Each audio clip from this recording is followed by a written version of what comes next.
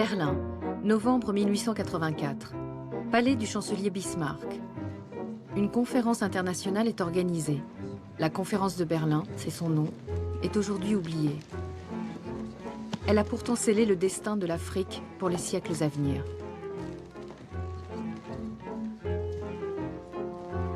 Son objectif, à l'heure où la fièvre civilisatrice bat son plein, se mettre d'accord entre occidentaux sur des règles d'occupation du continent.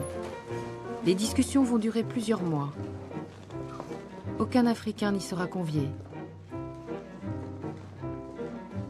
Les diplomates qui ne connaissent pas l'Afrique et n'y mettront jamais les pieds, y traceront pourtant des frontières.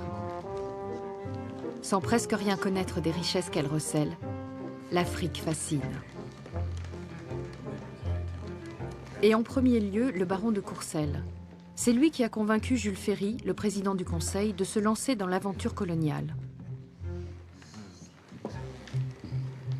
Face à lui, Sir Edward Mallet, dont le rôle a été décisif dans la conquête de l'Égypte par l'Angleterre 2 ans plus tôt, aux dépens de la France. Si monsieur le représentant du Portugal veut bien prendre sa place. Sir Edward Mallet, pour le Royaume-Uni.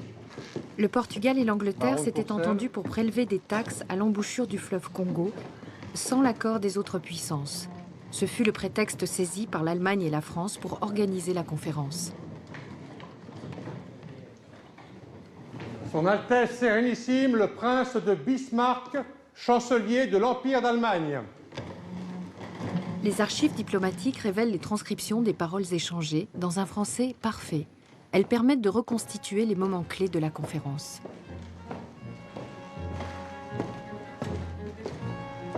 La séance inaugurale est présidée par le chancelier Bismarck.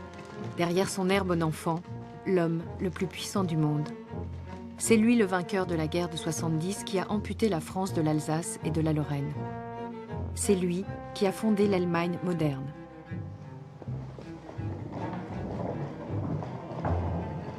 Je tiens en premier lieu à partager avec vous la satisfaction de voir cette réunion se tenir.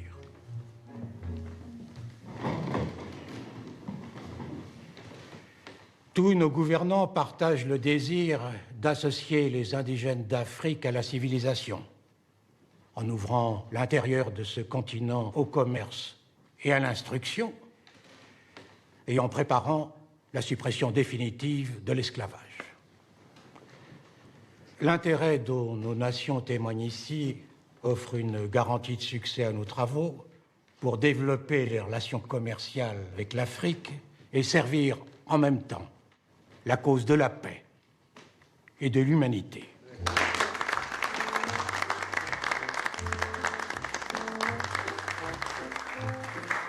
La conférence voulait écrire une page glorieuse de l'histoire. Elle en a écrit une des pages les plus sombres. Les diplomates apparaissent démunis face aux enjeux qu'ils affrontent. Preuve que la colonisation n'a pas été pensée.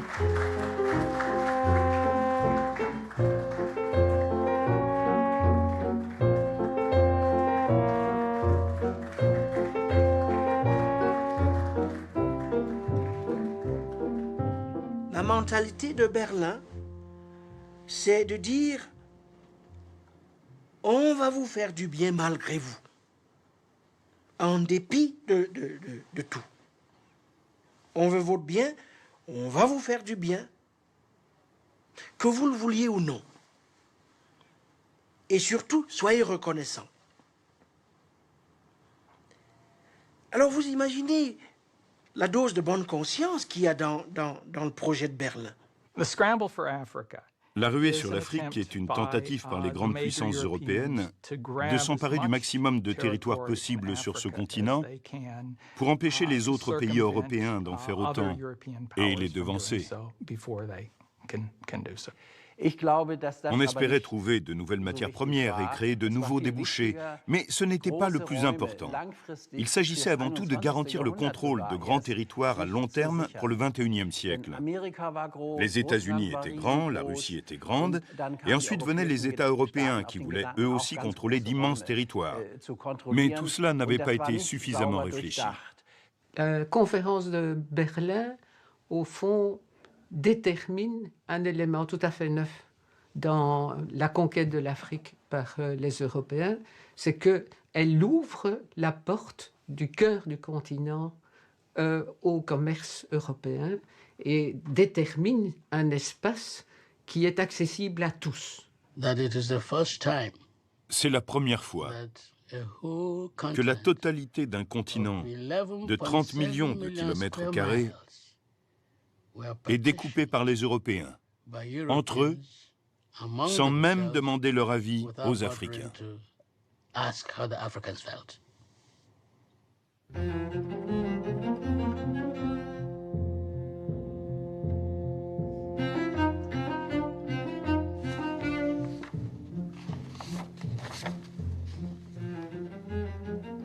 Le développement naturel du commerce en Afrique fait naître le désir bien légitime d'ouvrir à la civilisation des territoires inoccupés et inexplorés, à l'heure qu'il est. Les Occidentaux, Anglais, Français, Espagnols, Portugais et depuis peu les Allemands, n'occupent que les pourtours de l'Afrique. Si la conquête du continent est à leurs yeux inexorable, ils craignent qu'elle ne rompe l'équilibre des puissances en Europe. C'est pourquoi ils veulent interdire en certains endroits d'Afrique taxes et barrières douanières, symboles criants des nationalismes qui ont occasionné tant de conflits. Le programme de la conférence s'établit donc comme suit. Premièrement, la liberté du commerce dans le bassin du Congo et de ses embouchures. Deuxièmement, la liberté de circulation sur le fleuve Congo et sur le fleuve Niger. Troisièmement, les conditions de prise de possession de nouvelles terres.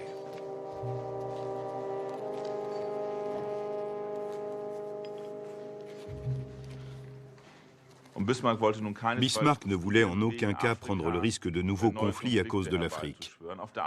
D'autre part, il ne voyait pas d'un très bon œil que l'Allemagne joue les seconds rôles aux côtés de la France et de la Grande-Bretagne, surtout en Afrique.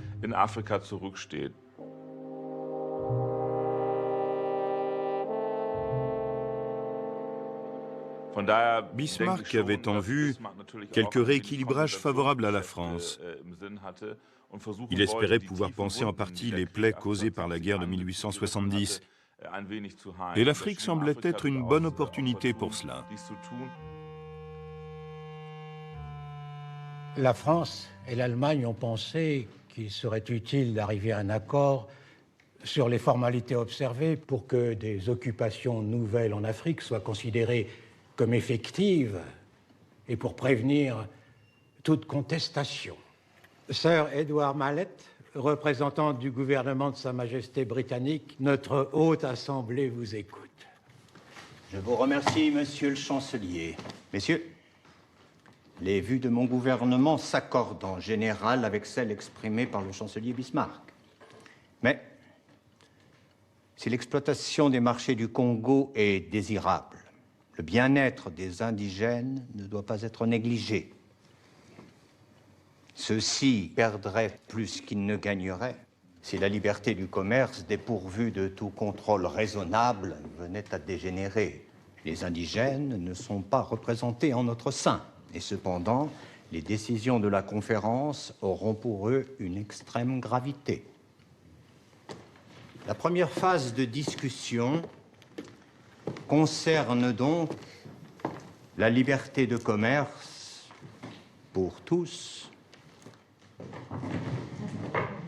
dans le bassin du Congo et dans ses embouchures. J'ai le plaisir de vous annoncer que le gouvernement de Sa Majesté y est favorable. Pas étonnant. La Grande-Bretagne ne possède aucun territoire dans les embouchures du Congo, une région convoitée par toutes les puissances. Les Portugais les revendiquent pour les avoir abordés les premiers, les Français prétendent y posséder des comptoirs et lorgnent la rive droite du fleuve Congo, le roi des Belges, la rive gauche. Les Anglais, eux, occupent les embouchures du Niger. Il y a quelques jours, ils y ont établi un protectorat qu'ils n'envisagent pas de partager. Au Niger, la liberté de navigation, hélas, y est impraticable. Premièrement, le fleuve est en grande partie inexploré. Deuxièmement, le commerce est aux mains de tribus difficiles à contrôler. En revanche, pourquoi ne pas étendre la liberté de commerce au fleuve Sénégal ou aux Zambèzes, par exemple? Je ne sais pas ce qu'en penseraient nos amis portugais et nos amis français. Mais en tant que représentant de Sa Majesté britannique, je suis autorisé à discuter pareille extension. Le Portugal a des possessions autour du Mozambique, la France autour du fleuve Sénégal. Deux puissances déterminées à ne rien céder. Monsieur Courcelles? Bien. Messieurs, plutôt que de rentrer tout de suite dans le cœur des débats, je propose que nous ajournions et que nous nous retrouvions mercredi prochain à la même heure. La séance est levée.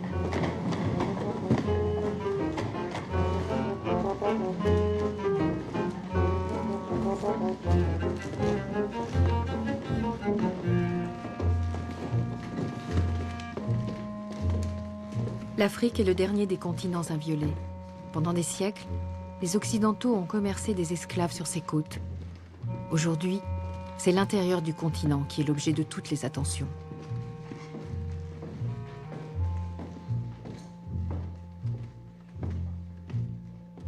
À Jules Ferry, président du Conseil, etc., etc.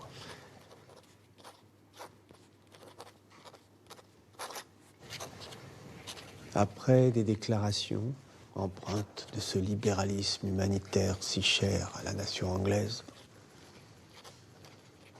et qui voile à ses propres yeux l'ampleur de ses ambitions,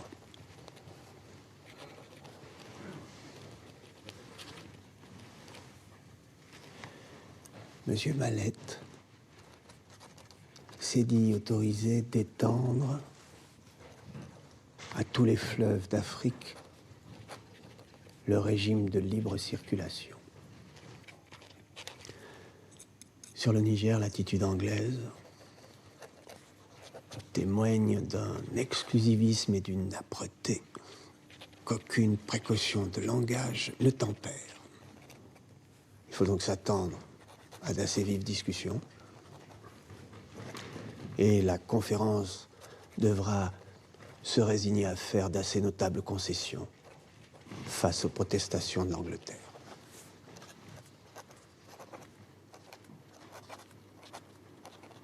Signé Baron de Courcelles. Les Anglais ne veulent pas établir de frontières à ce moment-là, car ils ne cherchent pas à contrôler politiquement ces régions. En revanche, ils tiennent à avoir une certaine influence sur la plupart de ces États. Et il faut garder à l'esprit qu'il y a des États assez puissants en Afrique de l'Ouest et dans certaines parties de l'Afrique centrale. L'idée des Anglais est de travailler avec eux. C'est beaucoup plus économique, beaucoup plus facile et beaucoup plus pratique. Exercer une autorité directe serait un fardeau énorme. Mais une fois que la ruée sur l'Afrique est lancée, les Anglais sont obligés de tracer des frontières avec leurs rivaux, les Français et les Allemands, entre autres.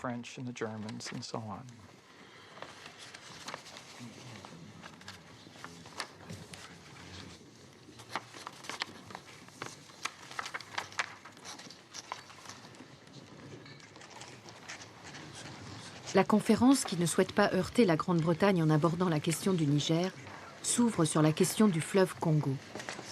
Un problème qui va révéler les féroces rivalités entre Occidentaux.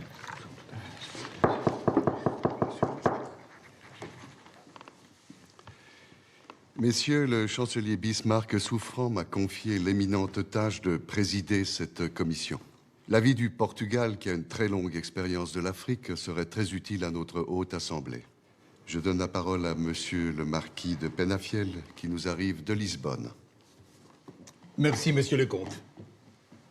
Messieurs, le gouvernement de Sa Majesté très fidèle, le roi du Portugal, partage l'intention d'instaurer la liberté de commerce dans les bassins et les embouchures du Congo. lorsque le Portugal aura établi une administration régulière sur la côte, entre les 5 degrés 12 et les 8 degrés de latitude sud, territoire incorporé à titre incontestable à la couronne du Portugal. Les Portugais se redécouvrent une passion pour l'Afrique, un continent qu'ils avaient découvert au XVe siècle, sans jamais réellement s'y installer. N'oubliez pas, messieurs, que le Portugal a introduit les germes de la civilisation en Afrique. De la civilisation et de la traite des esclaves. Je vous remercie, Monsieur le Marquis. Les délégués américains Casson et Sanford seraient-ils disposés à communiquer à cette Assemblée les positions du Nouveau Monde? With pleasure.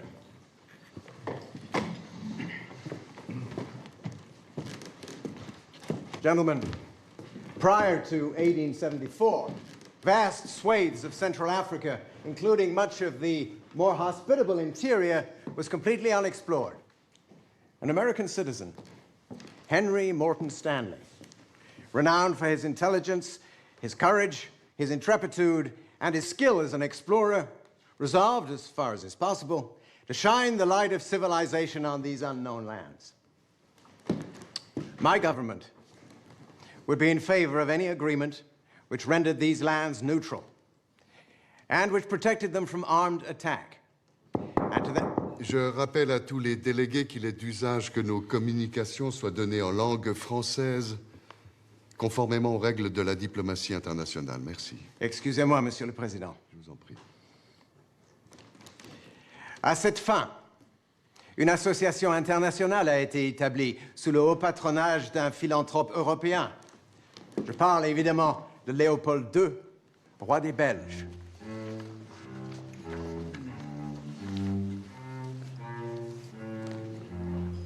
Messieurs, je voudrais rappeler les phrases mémorables prononcées par le roi Léopold II il y a 8 ans, lorsqu'il convoqua les plus grands géographes de son temps.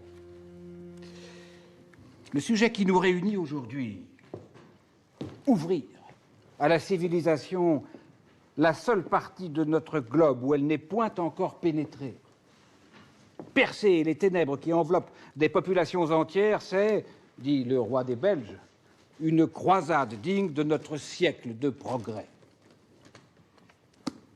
C'est ainsi que fut lancée sur les fonds baptismaux l'Association internationale du Congo, chargée de mener à bien ces nobles objectifs.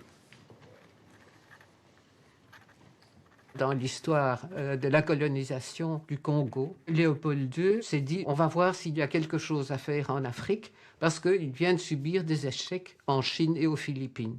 Et comme il ne parvient pas à trouver un domaine colonial, il se dit « bon, on va chercher quelque chose, on va voir ». Ce qu'il y a de très frappant, les ressources qui ont fait la fortune de Léopold II n'ont été découvertes que bien après la création de l'État indépendant du Congo.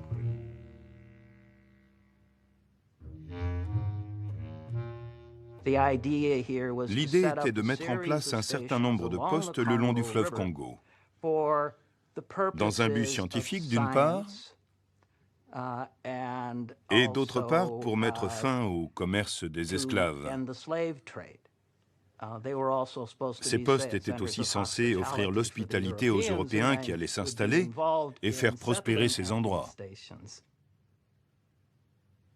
Il y a, disons, apparemment, une entreprise à caractère civilisateur, un caractère philanthropique.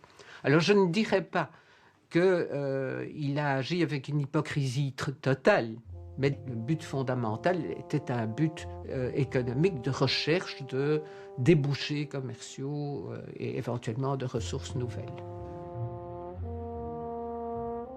L'Association internationale du Congo a négocié en parallèle à l'époque où se met en place la conférence de Berlin, a négocié des traités bilatéraux faisant reconnaître sa souveraineté sur des petits territoires. Et le roi Léopold II ajouta « Je ne suis pas guidé par des vues égoïstes. Mais je n'irai pas jusqu'à affirmer que je serais insensible à l'honneur que Bruxelles devint le quartier général de ce mouvement civilisateur. Henry Sanford est un des membres fondateurs de l'association de Léopold II. C'est lui qui a fait reconnaître par les États-Unis la souveraineté de l'association sur une partie de l'Afrique centrale, c'est-à-dire comme un nouvel État. L'Association internationale du Congo a obtenu des souverains indigènes des accords écrits.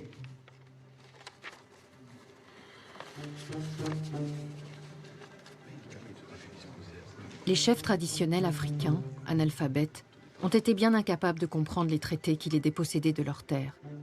Leur signature, de simples croix, en témoigne. Le président des États-Unis a reconnu l'Association internationale du Congo ainsi que le drapeau qu'il a adopté.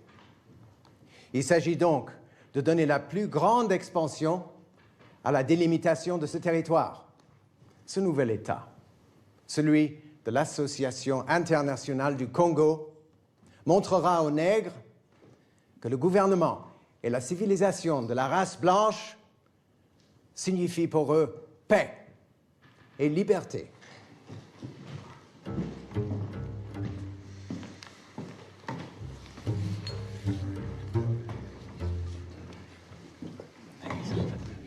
Voilà ce qu'on enseignait aux petits écoliers français pendant la conférence de Berlin, donc en 1885. C'est Paul Bert qui écrit « Les nègres, peu intelligents, n'ont jamais bâti que des huttes, parfois réunies en assez grand nombre pour faire une ville. Ils n'ont point d'industrie. La culture de la terre est chez eux au maximum de simplicité. Ce ne sont cependant pas les derniers des hommes. Il faut mettre, après eux, comme intelligence, les petites races d'hommes qui habitent les régions les plus inaccessibles de l'Afrique. Bien au-dessus du nègre, nous élèverons l'homme à la peau jaunâtre. Mais la race intelligente entre toutes, celle qui envahit et tend à détruire et à subjuguer les autres, c'est celle à laquelle nous appartenons, c'est la race blanche. »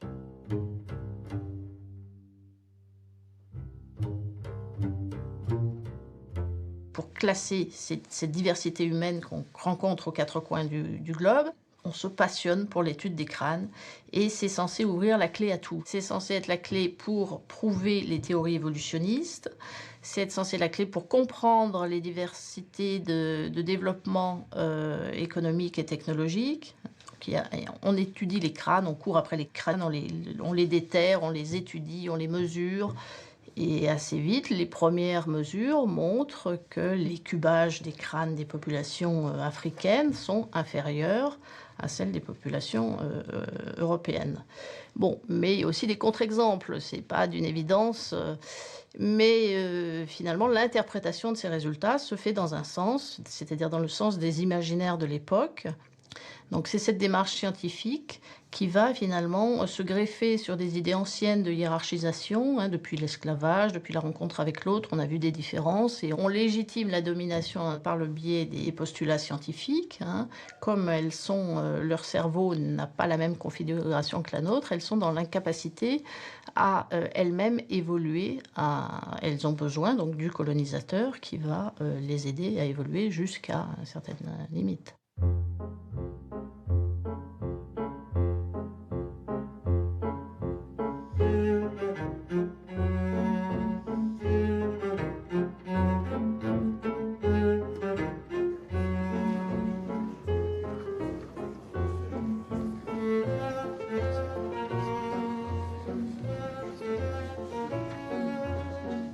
Les discussions s'annonçant compliquées, des séances techniques sont instaurées pour désamorcer les problèmes. Bismarck, qui à la suite des États-Unis a reconnu l'association de Léopold II comme un État, propose que ces séances soient présidées par le baron de Courcelles. Un geste qui le préserve à bon compte de l'inimité de la France. Messieurs,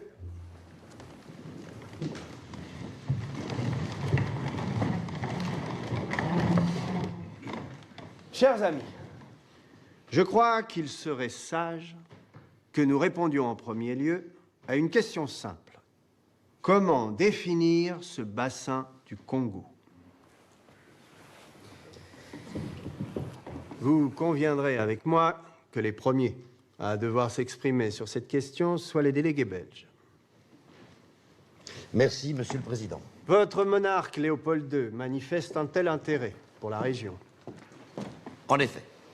Cher baron de Courcelles, messieurs les plénipotentiaires, le bassin du Congo est borné au nord par les bassins de l'Ogooué, du Benaï, du Chari et du Nil. À l'est, par le lac Tanganyika. Au sud, par le bassin du Zambèze et celui de la Lodgé.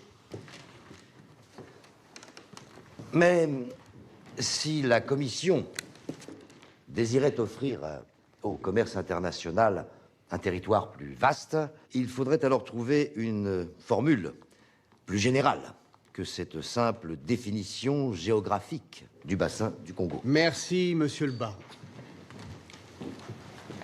La question de la définition du bassin du Congo va empoisonner la conférence. La France, notamment, craint que ses possessions du Gabon ne soient absorbées dans un Congo élargi. Désormais, chacun abat ses cartes. Les représentants américains ont invité monsieur Stanley à venir nous éclairer de ses connaissances.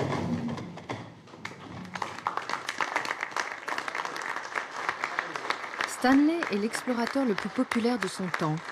C'est lui qui a découvert le Congo et l'a fait connaître au monde entier. Monsieur Henry Morton Stanley, c'est un très grand honneur pour notre Haute Assemblée de vous accueillir en son sein. Baron, messieurs, je suis très honoré. Thank you. Stanley est depuis des années le salarié de Léopold II. Il revient d'un séjour de 4 années passées au Congo. Gentlemen, it gives me great pleasure to show you some illustrations of my journeys into the Dark Continent.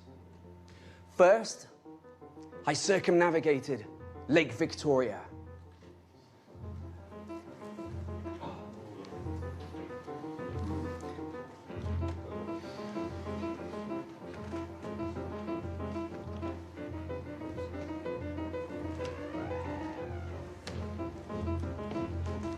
Until I reached the Atlantic Ocean.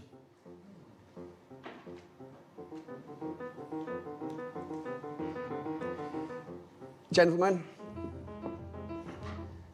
I solemnly declare to you that along a journey of 7,600 miles, I never saw the flag or any emblem or symbol to indicate that I had come across civilized power or authority.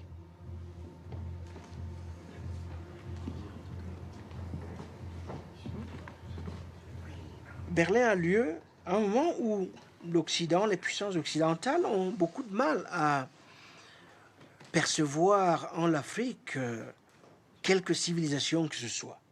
La culture occidentale, à l'époque de Berlin, est encore hantée par la question de l'immortalité et de l'éternité. Et sa manière de répondre à la question de l'immortalité et de l'éternité, depuis toujours, a été de s'écrire cette culture elle-même et d'écrire cette culture dans des structures, dans la pierre, si vous voulez, dans le marbre et la pierre. Or, ce n'est pas le cas ici. Et donc, il est très facile de conclure, puisqu'il n'y a pas de pierre, il n'y a pas de marbre, il n'y a pas de bibliothèque, donc il n'y a pas de civilisation.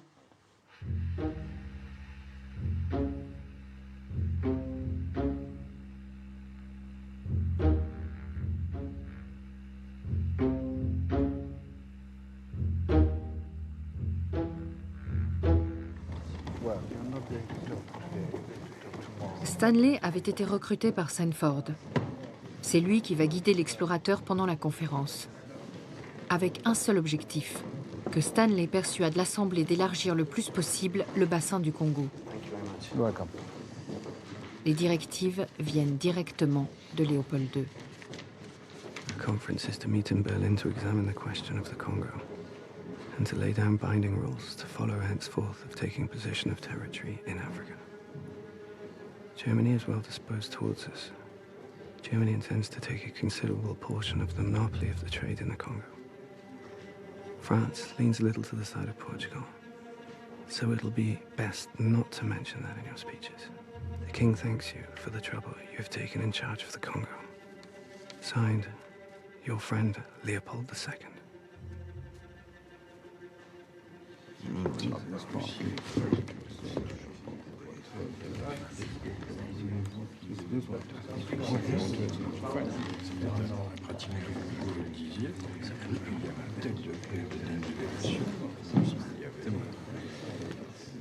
Messieurs, l'intervention du délégué technique américain portera sur la liberté commerciale totale, ouverte à tous, et sans droit de réserve de souveraineté. Gentlemen, there is a problem. The Congo has no fluvial delta. It issues into the Atlantic Ocean in one unique stream, but it influences territories both southwards and northwards. The commercial border is even far larger. The main exchange market all across Central Africa is 325 miles up the Congo from the sea. But you cannot go to the ocean by boats because of a series of large and dangerous falls.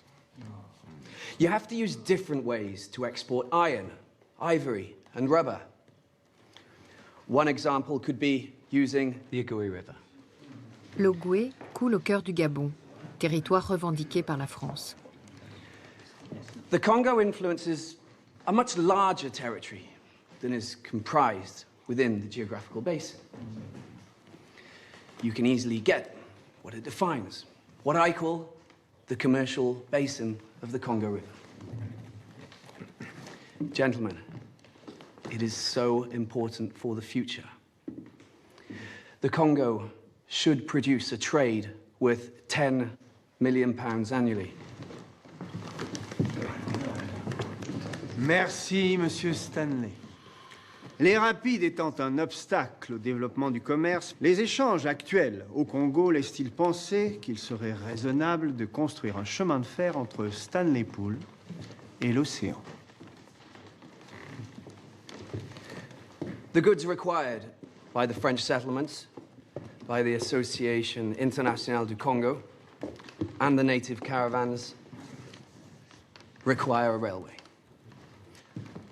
According to my calculations, if they were to pay for the railway the same price as now used for human transport, it would be sufficient to bring a return of 5% on a capital of £860,000 needed for the construction.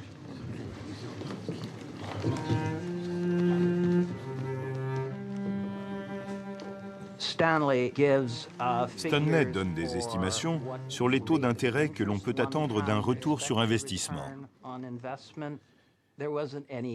Il n'avait aucun moyen de faire ces calculs. Et il ne connaissait pas réellement le potentiel du bassin du Congo et de ses ressources. Je le soupçonne donc d'avoir sorti ces chiffres de son chapeau pour impressionner son auditoire et le convaincre de l'importance du bassin du Congo. Il faut se rappeler qu'au début, c'était censé être une zone de libre-échange. Donc ce marché devait être ouvert à tous.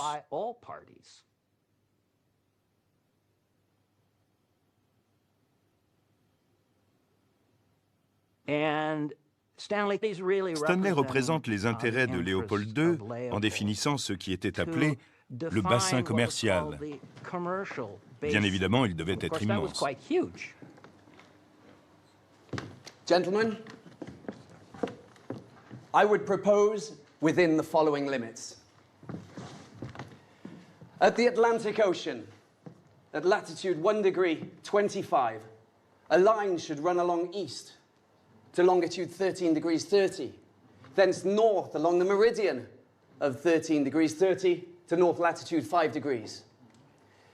Thence easterly over to the waters flowing into the Tanganyika and Lake Victoria until the ocean at 7 degrees 50 south.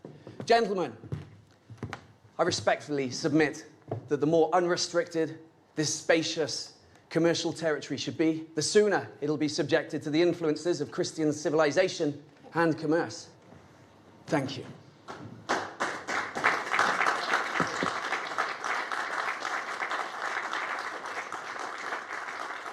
Stanley propose, pour éviter les rapides sur le Congo, de passer par les possessions françaises autour de l'Ogooué au Gabon. Une solution beaucoup moins coûteuse que de construire un chemin de fer jusqu'à l'océan. Le baron de Courcelles n'est pas d'accord. L'Afrique, avant d'avoir été conquise, sert déjà de monnaie d'échange aux Occidentaux. Sir Édouard Mallette, n'hésitez pas à nous faire partager vos impressions. Comment la couronne britannique réagit-elle à cette proposition de bassin commercial étendu? Les idées de Mr. Stanley sont incontestables. Il existe entre les colonies françaises du Gabon et portugaises d'Angola un littoral libre au commerce du monde. Mr. Stanley propose qu'il constitue le littoral commercial du bassin du Congo. Cette délimitation est dans les intérêts du commerce universel. Permettez-moi, cher ami, de partager avec vous les nobles objectifs du développement du commerce universel sans pour autant en partager la mise en œuvre. Je suis le seul autour de cette table à connaître à la fois le Gabon et le bassin du Bas-Congo, puisque j'y ai accompagné en 1880 Savorgnan de Brazza. Brazza est le concurrent français de Stanley en Afrique centrale. Sa légende, sans tirer un coup de feu et sans mandat de conquête, il a gagné un territoire grand comme la France sur la rive droite du fleuve Congo. Souvenons-nous du roi Makoko lorsqu'il signa l'accord qui le plaçait, lui et son peuple, sous la protection de la France. Messieurs, j'aimerais apporter ici une précision d'ordre géographique d'importance. Regardez ces montagnes. De toute évidence, l'Ogooué ne peut servir de débouché au fleuve Congo à l'ouest. Le seul débouché ne peut être que le fleuve lui-même. Bassin géographique et bassin commercial du Congo doivent être identiques, ce qui est le bon sens même. The Ogooué River must also be considered as a stream belonging to the commercial basin of the Congo. In 1881, I received from Monsieur de Brazza a letter in which he strongly recommended that I use this route to send officers incapacitated by illness. He judged the Ogoni River to be shorter than that of the Congo to the sea. I'm bound to take Monsieur de Brazza's own written statement as indisputable proof of the correctness of my assertions. Thank you. Mes chers amis, vous m'excuserez de calmer votre enthousiasme.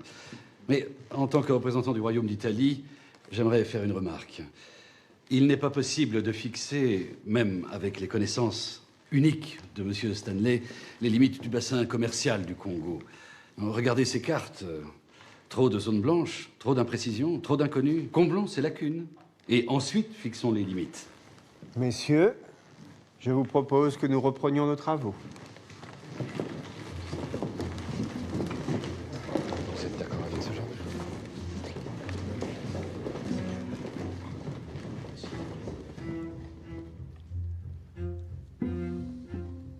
Sa Majesté Léopold II.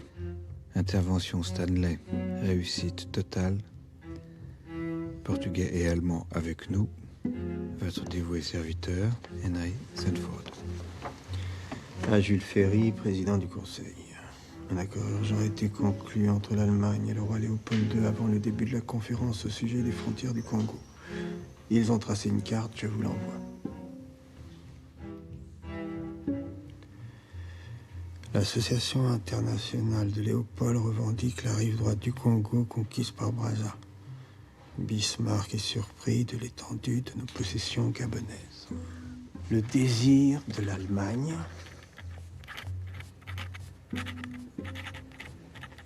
est que le territoire de l'Association internationale sur le littoral soit le plus vaste possible, afin d'obtenir le maximum de points d'accès à l'intérieur du Congo.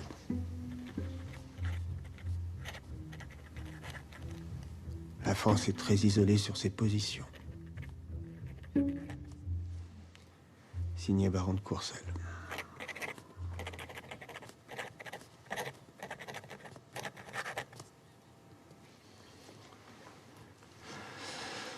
Trouver le moyen de rapporter en urgence ce qui suit au chancelier Bismarck. La France est convaincue que le roi des Belges a vu trop grand et qu'il sera incapable de mener à bien l'entreprise qu'il projette au Congo.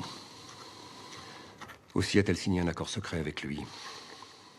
S'il échoue, le territoire reviendra automatiquement à la France.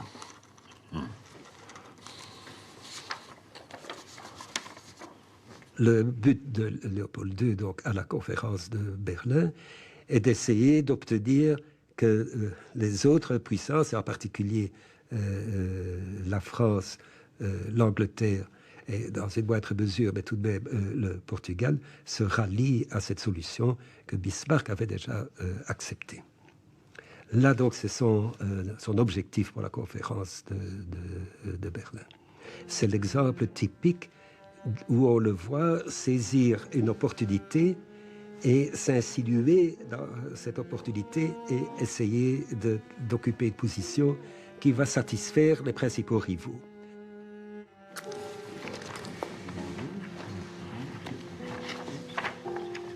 Messieurs, chers amis, Monsieur Lambermont a une déclaration à vous faire.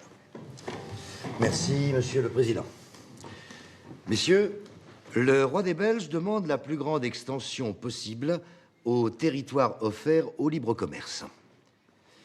Si sa limite est facile à fixer sur la façade atlantique, il n'en va pas de même en Orient, où nous sommes favorables à son extension vers l'océan Indien. Permettez, messieurs, l'extension vers l'Est s'écarte un peu de l'objet de la conférence.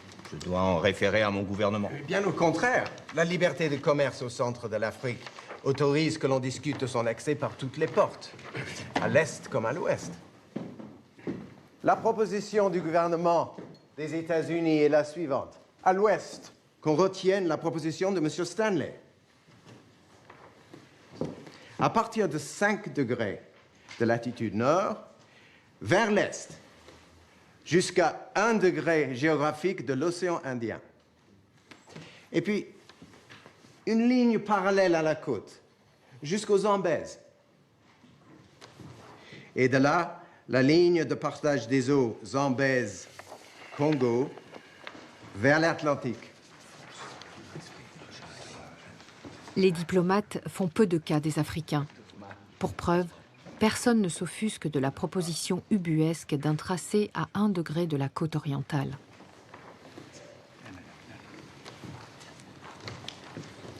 Au nom de l'Empire allemand, je me rallie aux vues de M. Kesson. Permettez-moi, messieurs, d'apporter une petite précision. Je suis autorisé par mon gouvernement à envisager l'hypothèse de l'extension vers l'est du bassin du Congo, mais non à conclure sur ce sujet. Monsieur Casson, je vous signale qu'à l'est, l'extension que vous proposez touche aux possessions portugaises. Je dois en référer à Lisbonne.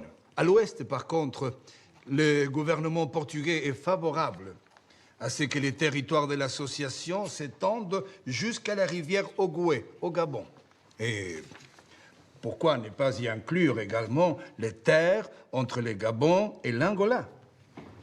Je voudrais faire observer que le territoire français du Gabon comprend des possessions au sud de l'Ogooué. J'attends précisément des renseignements sur leurs limites méridionales qui devront bien entendu rester en dehors de ce débat. Et de quelle façon la France administre-t-elle l'Oango, par exemple? La France administre l'Oango. Mais je dois admettre que j'ignore, à l'heure qu'il est, comment cette possession se rattache au Gabon.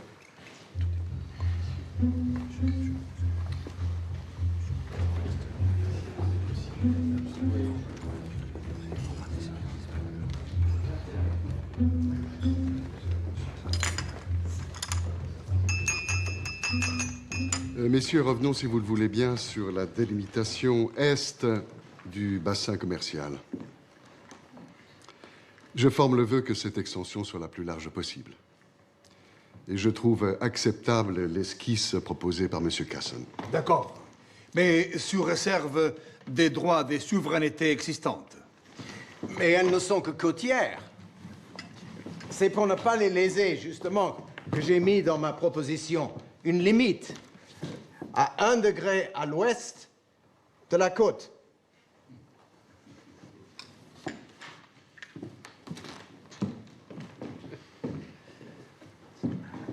Messieurs, les droits de souveraineté du Portugal et du sultan de Zanzibar doivent être pris en considération. Ce dernier n'étant pas représenté, nous ne pouvons accepter de délimitation approximative. Je propose que nous ne fixions pas de limite.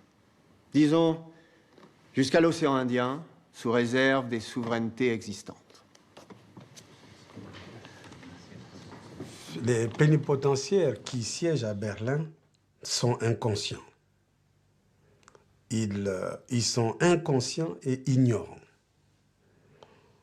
Ils se croient bien informés sur une situation qui leur échappe totalement. D'abord, les populations africaines ont leur culture, leur civilisation, leur manière d'être. Et ce n'était pas tellement évident que les questions qu'ils considéraient à leur niveau comme étant les plus importantes étaient celles qui préoccupaient les Africains à ce moment. Ils ont transposé sur les Africains leurs préoccupations, leurs intérêts et leurs problèmes.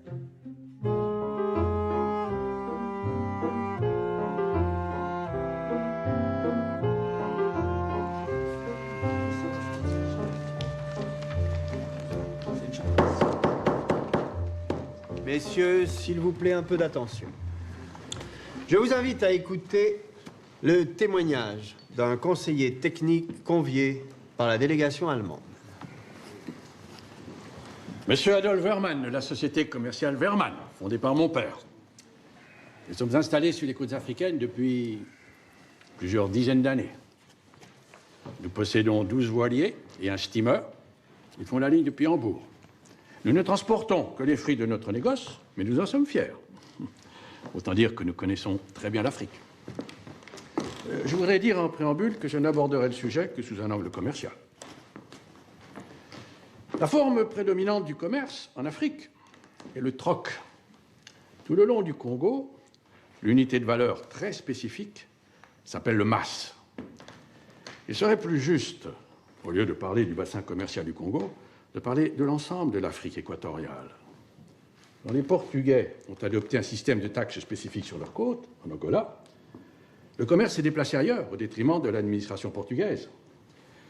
Donc si vous, messieurs les Français, excluez la rivière Ogooué, au Gabon, de la zone de libre-échange, le commerce sur l'Ogooué mourra. Et c'est le Congo qui le récupérera, pour la même raison que précédemment. Il est donc dans les intérêts de la France que la rivière Ogooué fasse partie d'un territoire offert à la liberté commerciale. C'est uniquement lorsque ces points ont été pris en compte que le monde civilisé pourra tirer bénéfice de ces immenses territoires, dont Stanley a si bien décrit les richesses. Merci, Monsieur Wehrmann. Messieurs. C'est Wehrmann qui, un an plus tôt, avait convaincu Bismarck de se lancer dans l'aventure coloniale. Il ne représentait pourtant qu'une poignée de commerçants de Hambourg qui n'employaient eux-mêmes que quelques dizaines de Blancs en Afrique.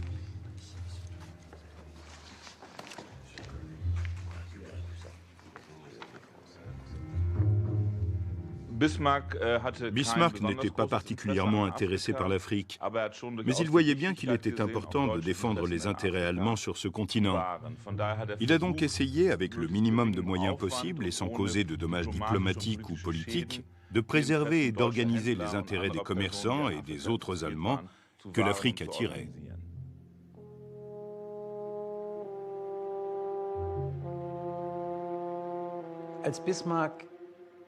Bismarck a cédé aux pressions des commerçants et à celles des nationalistes allemands sur le fait que l'Allemagne devait aussi avoir des colonies. Car le véritable sujet, c'était qu'une grande puissance se devait d'avoir des colonies, comme la France et l'Angleterre. L'enjeu n'était pas seulement l'Afrique, mais simplement d'avoir des colonies. C'était une chose normale. Il ne s'agissait pas d'une mission civilisatrice ou de répandre le christianisme.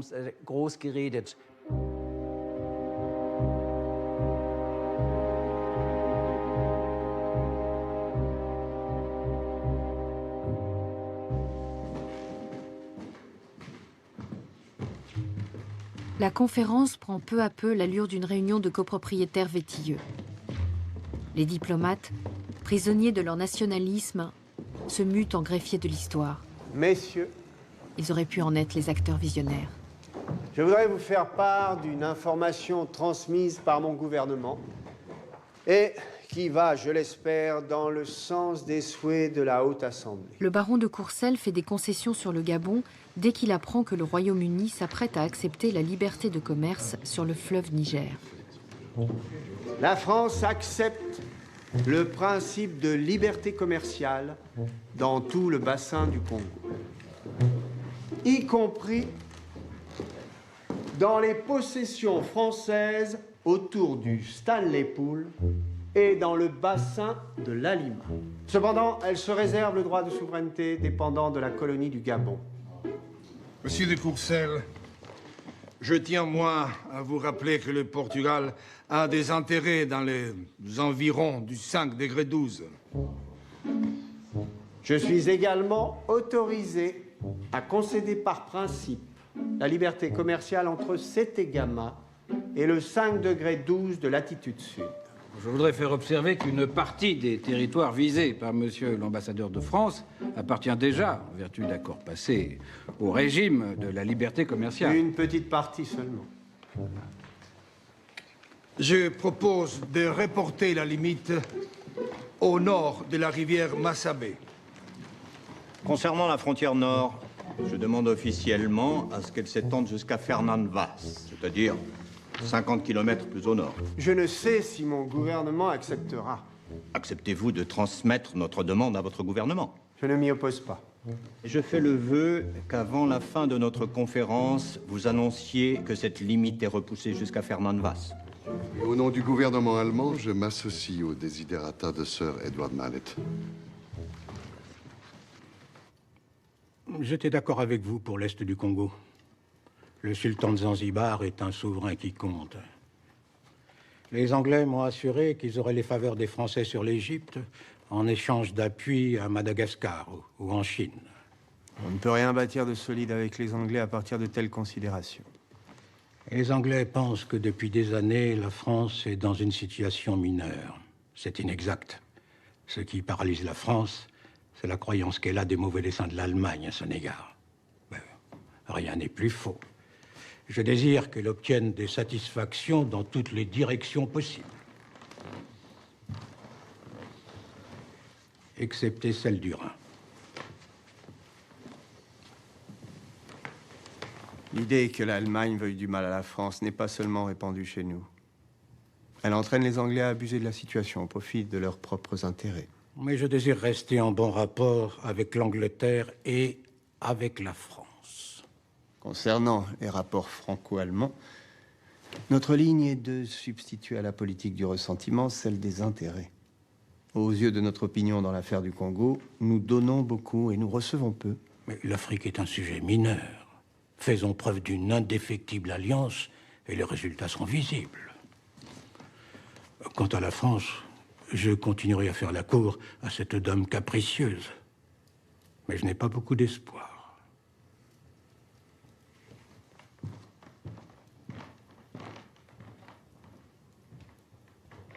La position de Bismarck est un chef-d'œuvre de diplomatie. Il désire jouer de mauvais tours à l'Angleterre, mais par notre intermédiaire. Une fois l'Angleterre brouillée avec la France, il s'en lavera les mains. Quant à l'association internationale de Léopold II, ses agents ont circonvenu Bismarck afin de lui faire croire en l'énormité de nos prétentions. Sachez par ailleurs que l'Alsace-Lorraine reste en dehors de nos discussions. Je ne vous parlerai jamais de l'Alsace et je dis à Hatzfeld, mais de votre côté, évitez de repasser le fer dans la plaie parce qu'alors la nation française ne serait pas maîtresse de ses réactions.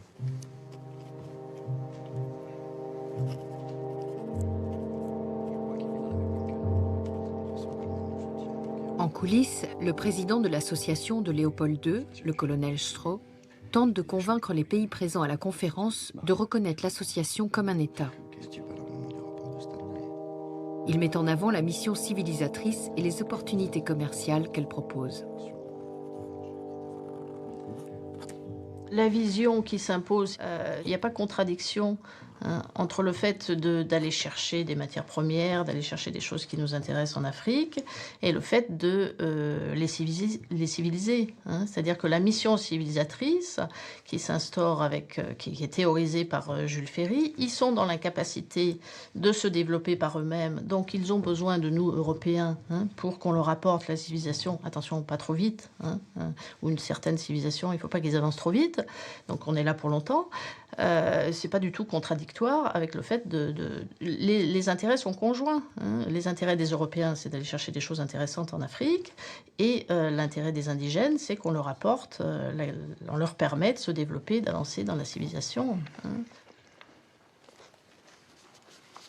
Après plusieurs réunions techniques, un tracé définitif du territoire offert au libre commerce est enfin proposé. C'est justement le délégué belge qui est chargé de l'exposer. Le territoire offert au libre commerce sera délimité par les crêtes du Nil au nord, du lac Tanganyika à l'est, du Zambèze et de la Lodge au sud. Pour la première fois, les Occidentaux s'offrent au cœur de l'Afrique un territoire à exploiter, tracé à la règle et au cordeau, au milieu des peuples, sans même savoir ce qu'ils recèlent. La Commission émet le vœu que le territoire offert au libre commerce soit étendu jusqu'à l'océan Indien, sous réserve du respect des droits des souverainetés existantes. Toutes les nationalités auront accès à tout le littoral des territoires définis, ainsi qu'à toutes les eaux du Congo. Les marchandises importées seront affranchies de droits d'entrée et de transit. Donnez-vous votre assentiment, messieurs, à cette définition? Merci, messieurs.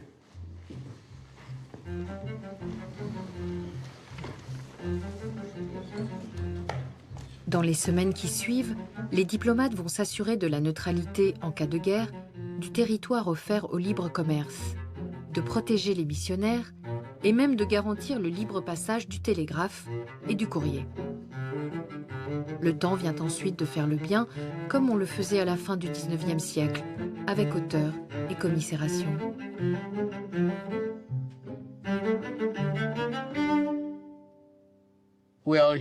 Nous sommes tous des êtres humains, mais certains sont supérieurs aux autres. Et ceux qui sont inférieurs ont besoin d'être grandis. Le seul moyen de les grandir est de les baptiser et de les éduquer selon le modèle européen.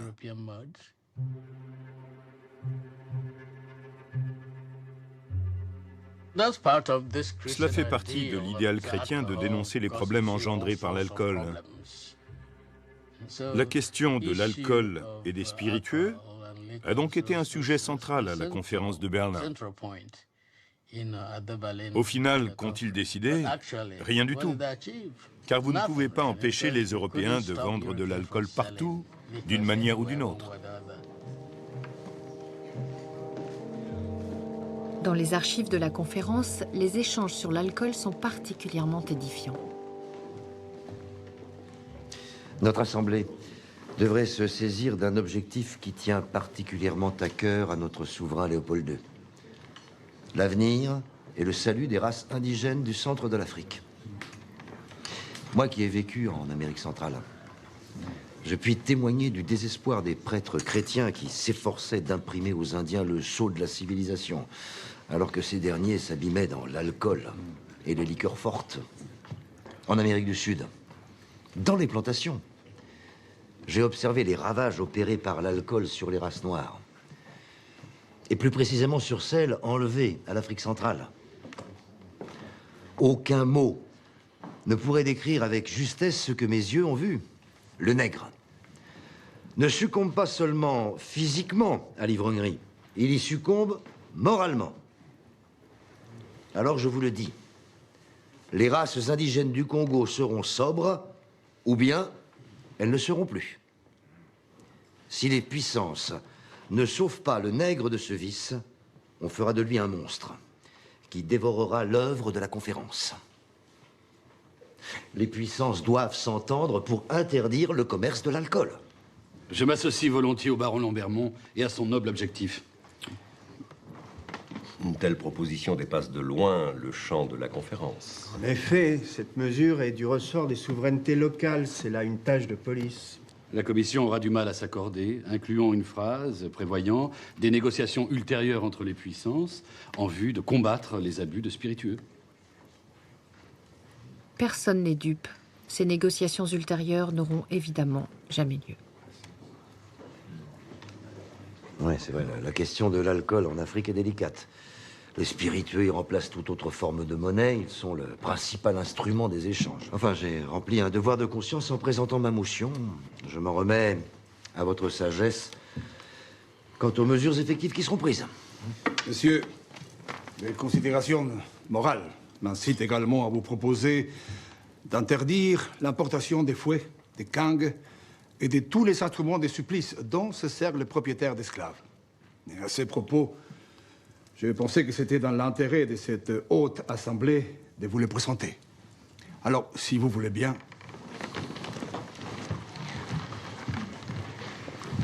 Est-ce que vous savez que Sir Edward Mallet propose que la traite des nègres et le commerce qui fournit des nègres à la traite soient interdits? Sir Edward Mallet, j'approuve vivement votre projet. Je voudrais vous citer M. Stanley qui dit « En Afrique centrale, l'esclavage est une institution domestique. Les esclaves sont au service de leurs maîtres depuis des générations. » L'abolition de l'esclavage est la grande cause du XIXe siècle. Seul le Brésil n'a pas encore aboli. La proposition britannique de Sir Edward Mallet vise deux formes du commerce des esclaves.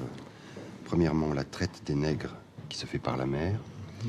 Et deuxièmement, le commerce qui fournit des nègres à la traite. La traite est déjà interdite, mais le commerce n'est lui l'objet d'aucune législation particulière, etc., etc. Sir Edward Mallet, votre proposition ne prend-elle tout son sens que si elle est appliquée dans le monde entier? Effectivement, c'est là l'esprit de ma proposition. Dans ce cas, elle revêt une extension imprévue de l'objet de cette conférence. Référons-en à nos gouvernements. Préparons un acte applicable dans le monde entier et séparons-le de l'acte final de la conférence.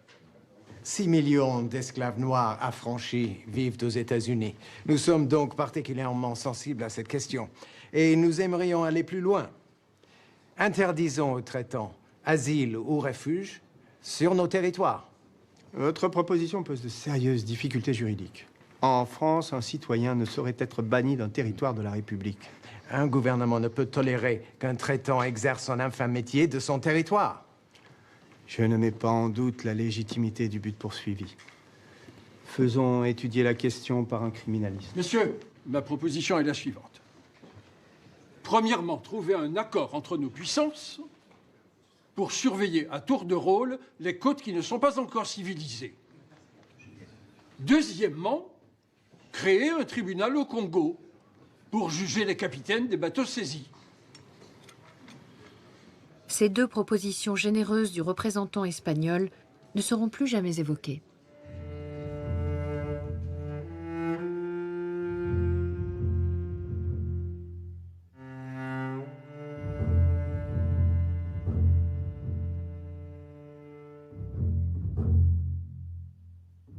« 50 000 esclaves sont vendus chaque année à Zanzibar, à destination du Moyen-Orient.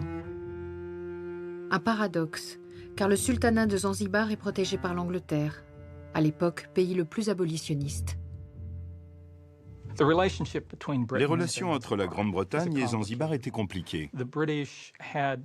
Au cours du XIXe siècle, les Anglais avaient usé de leur influence pour faire signer au sultan de Zanzibar plusieurs traités lui faisant promettre de ne pas exporter d'esclaves. D'un autre côté, les Anglais contrôlaient très peu l'intérieur du territoire. Pour eux, l'État de Zanzibar était la seule puissance d'Afrique de l'Est. Elle contrôlait la région et assurait le maintien du commerce légitime, mais aussi celui des esclaves. On pourrait appeler ça de l'hypocrisie de la part des Anglais, ou tout simplement du réalisme. Messieurs, je vous propose d'écouter maintenant M. Ballet, de la délégation française, qui va nous faire part de son projet de rédaction de l'article concernant l'esclavage. Monsieur Ballet. Merci, Monsieur Bousserov. Messieurs, j'aimerais soumettre à l'Assemblée 2 articles qui sont les suivants. Article 1er. Les territoires du bassin du Congo ne pourront servir ni de marché, ni de voie de transit pour la traite des esclaves. Article 2. Les puissances s'engagent à employer tous leurs moyens pour mettre fin à ce commerce et à punir ceux qui s'en occupent. Monsieur Ballet, je vous remercie. Merci. Je crois, au nom de notre Haute Assemblée, que nous pouvons accepter cet article. Oui. Cela dit, messieurs, les fêtes de fin d'année approchant, il me paraîtrait opportun de suspendre nos réunions. Au nom de l'empereur, du chancelier Bismarck et de mon gouvernement, bonne fête à tous.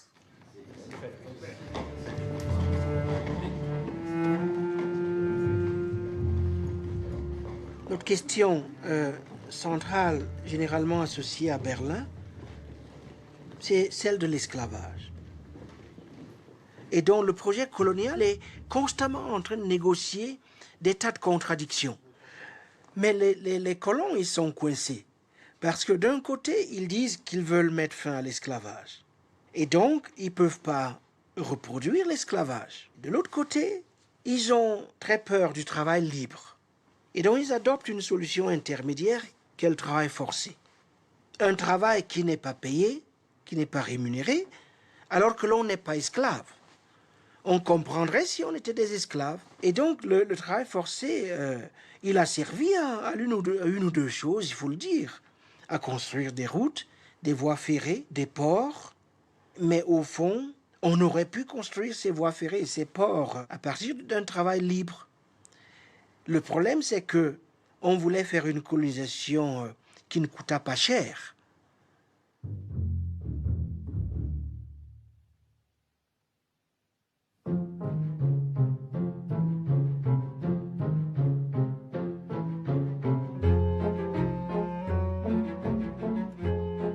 Il aura fallu attendre des semaines pour que la conférence aborde la question qui taraude tous les esprits. Celle des règles d'occupation future de l'ensemble de l'Afrique. Sans motif réel de conquête, les diplomates s'agitent et gesticulent. Leurs paroles révèlent crûment la soif sans limite de domination sur le monde entier de l'homme blanc de la fin du XIXe siècle.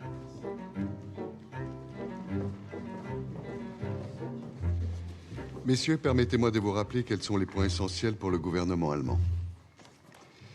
La puissance qui prendra possession d'une portion de la côte africaine devra en avertir les autres puissances, garantir la paix, les droits acquis et, le cas échéant, la liberté de commerce sur ces territoires. Je n'ai reçu aucune instruction de mon gouvernement sur ces points. Messieurs, avant tout débat, je propose d'écouter la proposition précise rédigée par la délégation allemande. Premier point. La puissance qui prendra possession d'un endroit sur les côtes d'Afrique enverra une notification aux autres puissances afin d'y faire valoir, s'il y a lieu, leur réclamation. Deuxième point, la dite puissance reconnaît l'obligation d'y établir une juridiction suffisante pour y faire observer la paix et garantir la liberté de commerce. Sur ces deux points, la proposition allemande appelle-t-elle des remarques de l'un ou l'autre d'entre vous? Nous sommes tous d'accord ici pour que les occupations futures soient effectives et non pas simplement nominales. On ne saura donc mettre trop de précision pour sanctionner le principe des occupations nominales. C'est l'Angleterre qui est visée. Depuis des années, l'Allemagne et la France s'insurgent contre les occupations de papier anglaises. De simples accords de protection. Messieurs, j'adhère en général au projet de déclaration. Mais l'efficacité serait plus grande si, au lieu de viser les occupations nouvelles sur les côtes africaines, la proposition visait les occupations nouvelles en Afrique tout entière. Définissons d'abord les modalités de ces occupations nouvelles. Nous étudierons ensuite leurs éventuelles extensions. Soit. Mais un dernier point de détail cette fois. La Grande-Bretagne propose de joindre à la notification d'occupation une description des territoires auxquels elle se rapporte. Une description au moins sommaire. Toute délimitation pose des difficultés, notamment à cause de l'imprécision des titres des chefs indigènes avec lesquels les acquéreurs auront parfois à traiter. L'adjectif sommaire tient justement compte de cette imprécision. Enfin, messieurs, libre à chaque État de demander les précisions qu'il souhaite à la puissance notifiant de nouvelles occupations. Il s'agit là d'une question de courtoisie. Sur quoi des réclamations pourraient-elles porter si aucune désignation des territoires revendiqués n'était notifiée? Il est certain qu'une description des territoires est nécessaire dans la notification, mais une description approximative. Ne pourrait-on limiter la notification des territoires aux seules côtes? La précision sera beaucoup plus grande qu'à l'intérieur des terres. Naturellement. Parce qu'on ne peut pas savoir jusqu'où les circonstances poussent inévitablement à étendre un territoire vers l'intérieur. Les États-Unis souhaiteraient que les puissances procédassent à une délimitation de leurs possessions actuelles, afin d'éviter, dans l'avenir, conflits et réclamations. La France est visée. Elle refuse obstinément que la conférence statue sur les possessions actuelles. La vraie raison, la France est incapable de prouver les limites des territoires qu'elle revendique. Je voudrais vous rappeler que l'invitation faite aux puissances à cette conférence ne vise que des occupations futures. Monsieur, je voudrais également voir proclamer l'interdiction de la possession d'esclaves nègres par des Blancs. Rappelons également à Monsieur de Penafiel que la déclaration a pour objet d'édicter l'obligation de certaines formalités et non de conditions morales. Votre proposition pourra néanmoins trouver sa place dans l'article déjà étudié consacré à l'esclavage. Je rappelle qu'il a été entendu qu'une disposition générale serait insérée dans l'acte final, en vue de l'adhésion de puissances non présentes à la conférence. Je pense en particulier à l'Association internationale du Congo, bien sûr. Je voudrais être bien certain que les obligations ne porteront pas seulement sur les possessions futures, mais l'application de ces règles aux possessions actuelles me paraîtrait un progrès utile à réaliser. Les règles établies pour les occupations futures constitueront un exemple. Libre aux puissances de les étendre à leurs anciennes possessions. Mon gouvernement soutiendrait le principe qui viserait le consentement volontaire des indigènes dont le pays est pris en possession sans qu'il n'ait provoqué d'acte d'agression. Dans le cas contraire, les puissances signataires apprécieront les conditions pour que l'occupation soit reconnue comme valable. Les puissances auront le loisir de poser les questions qu'elles souhaitent avant de reconnaître une occupation comme effective. Nous sommes d'accord que seules les occupations nouvelles sur les côtes du continent africain sont visées par cette conférence. Mon gouvernement tient en particulier à souligner que l'île de Madagascar reste en dehors de ces dispositions. Messieurs, en tant que représentants de l'Empire ottoman, les affaires de l'Égypte m'importent. Les décisions prises à la conférence ne sauraient donc concerner les territoires situés au nord et à l'est de l'Afrique. Messieurs, toutes vos observations conformes à l'esprit de la conférence prendront place dans le protocole. Comme souvent dans ces grandes réunions diplomatiques internationales, tout n'apparaît pas dans le protocole officiel. En particulier, les résultats des négociations secrètes. Ici, la répartition des côtes africaines. Pourtant, les cartes de la conférence versées aux archives en portent les stigmates. Ici, un trait rouge découpe les frontières du futur Cabinda attribué au Portugal. Là, un G, pour Germanie, marque la future Namibie allemande, au milieu de laquelle les Anglais se réservent l'enclave de Walvis Bay. Quant au golfe de Guinée, il est réparti entre tous, Portugal, Espagne, France, Allemagne et Royaume-Uni.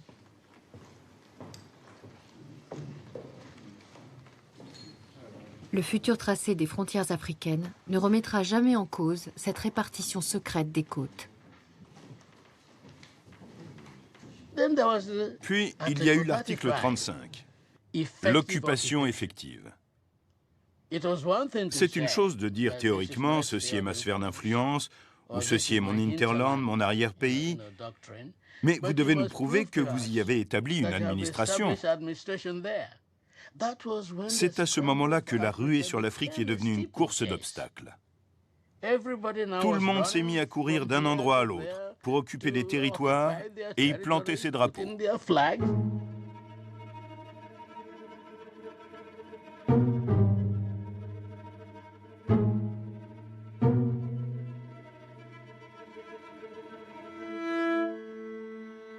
Alors il faut bien dire qu'avant Berlin, les frontières existaient dans l'Afrique précoloniale. Mais il faut préciser tout de suite que ces frontières précoloniales avaient très peu à voir avec l'idée, disons, moderne de la frontière, qui est au fond une invention récente, d'une part parce que la frontière ne constituait jamais une limite infranchissable. La frontière était en général une zone de négociation et de marchandage.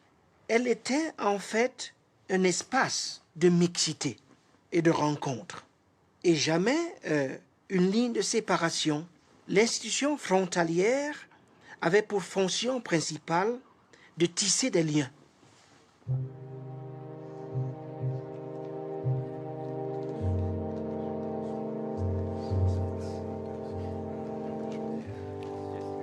Tous les pays, les uns après les autres, en coulisses, ont avalisé le projet de Léopold II.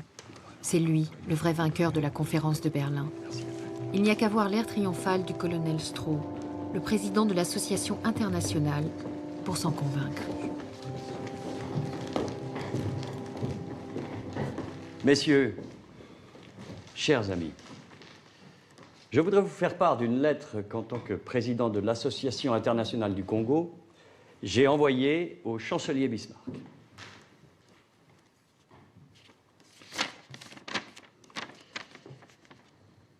L'Association internationale du Congo a conclu avec toutes les puissances présentes à la conférence des traités reconnaissant son pavillon comme celui d'un État ou d'un gouvernement ami. Les délibérations de l'éminente assemblée qui siège à Berlin ont contribué à hâter cet heureux résultat. La conférence voudra bien considérer l'avènement d'un pouvoir qui se donne pour mission exclusive d'introduire au centre de l'Afrique la civilisation et le commerce. Tous nous rendons justice au but élevé de l'œuvre à laquelle Sa Majesté le roi des Belges a attaché son nom. J'émets le vœu que l'État du Congo, aux limites désormais précises, pourvoie d'un gouvernement le vaste pays qu'il est appelé à faire fructifier.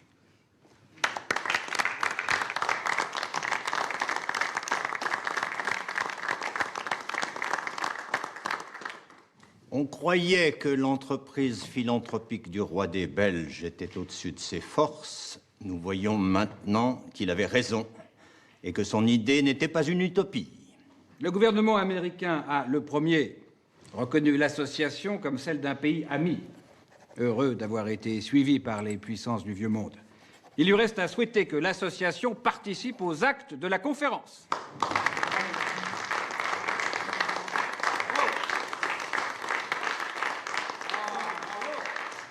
Alors l'accord a été finalement arraché, Léopold II faisant des concessions aux Français, mais en leur accordant ces concessions, il a pensé qu'on va annexer à l'accord avec la France une carte. Je vais utiliser la carte que les Français ne connaissent pas, que Bismarck a approuvée, mais j'y ajoute tout un morceau, sans le dire à personne, et donc il a agrandi d'un coup de crayon aussi toute une région au sud-est du Congo actuel, qui fait que le Katanga actuel devenait tout d'un coup un territoire dépendant de ce futur État. Les Français n'avaient Dieu que pour la région du Congo et n'ont pas fait du tout attention à ce qu'ils exigeaient dans des régions lointaines du Katanga. dont d'ailleurs personne ne connaissait grand-chose à ce moment-là. Donc c'était un négociateur impitoyable. Moins de 3 mois après la fin de la conférence, Léopold II confisquera le Congo à la couronne pour l'intégrer à ses possessions personnelles. Quelques années plus tard, ce territoire, comme le Congo français, sera mis en coupe réglée. Les maladies, les famines et les sévices dus à l'exploitation du caoutchouc y feront des millions de morts. Rien de tout cela n'était prévisible à la conférence de Berlin. Son Altesse Sérénissime, le prince de Bismarck, chancelier de l'Empire d'Allemagne.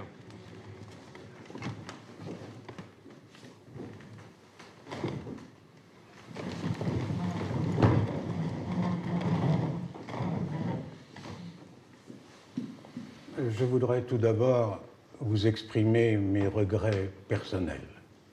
Mon état de santé m'a empêché de m'associer à une partie de vos travaux. Je les ai néanmoins suivis avec bienveillance. Messieurs, je crois répondre au sentiment de l'Assemblée en prenant acte de l'adhésion de l'Association internationale du Congo à nos résolutions.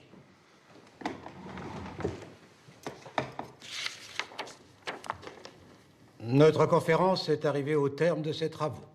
Je suis heureux qu'une entente complète ait été établie sur tous les points du programme qui nous avait été soumis. Les résolutions prises assurent au commerce de toutes les nations le libre accès au centre du continent africain. La liberté de circulation sur le fleuve Congo et sur le fleuve Niger. Vous avez tenu à prévenir les contestations auxquelles de nouvelles prises de possession sur les côtes d'Afrique pourraient donner lieu.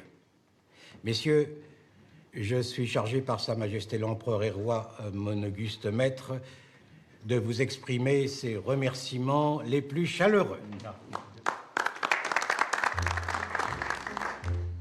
Fort bien. Nous allons donc pouvoir passer à la signature.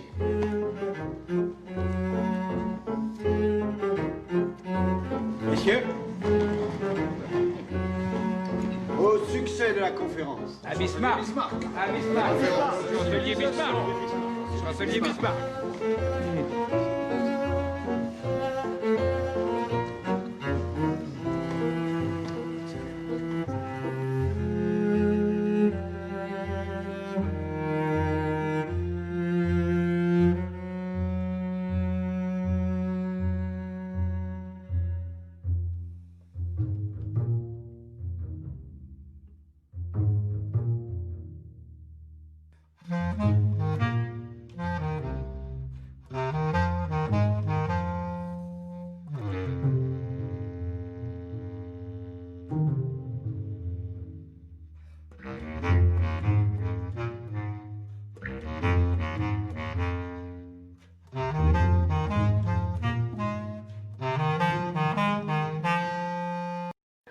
Nous n'attaquons pas l'ONU en soi, parce que si vraiment il voulait être respecté comme l'ONU, il aurait pu suivre la ligne de conduite de l'ONU.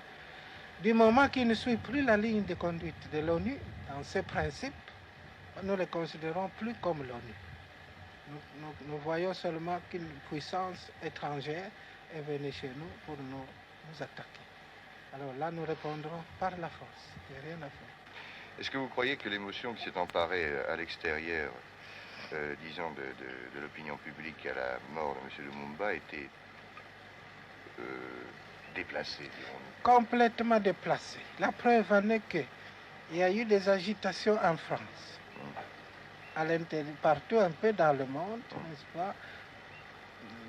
Ceux qui se sont intéressés, n'est-ce pas, à la question, mais à l'intérieur du Congo, heureusement, rien à ce sujet. Heureusement, rien. C'est la preuve que c'est l'influence extérieure qui fait du tort au Congo, et non pas le Congo lui-même. Vous l'avez constaté.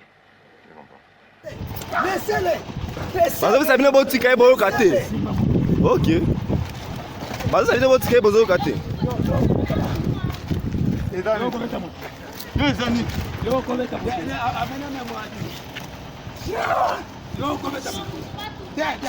Laissez ça.